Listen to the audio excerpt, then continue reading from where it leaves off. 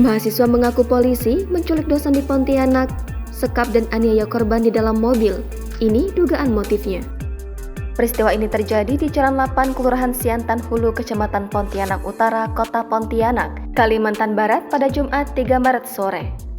Dosen yang menjadi korban penculikan itu berinisial T, 44 tahun, bekerja di Politeknik Kesehatan Kemenkes, Pontianak.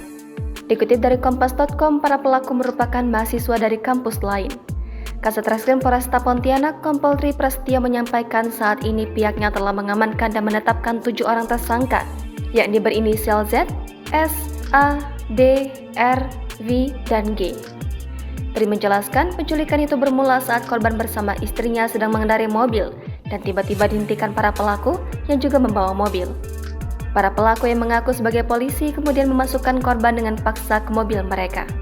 Tangan korban langsung diikat dengan borgol plastik, sementara istri korban ditinggalkan di dalam mobil milik korban. Di dalam mobil para tersangka, korban dipukuli hingga mengakibatkan luka pada bibir, hidung patah, pipi, dan mata sebelah kiri serta kening memar. Istri korban kemudian bergegas melaporkan kejadian itu ke pihak kepolisian. Tri mengungkapkan untuk sementara motifnya karena dendam. Polisi masih mendalaminya. Tri sampai saat ini belum menjelaskan secara detail terkait berapa lama korban dibawa oleh para pelaku.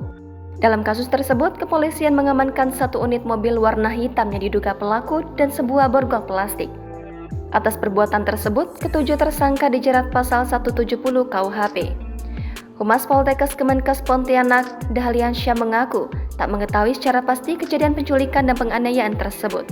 Kata Dahliansyah, saat ini kasus yang menggiring nama kampusnya itu sedang ditangani pihak kepolisian.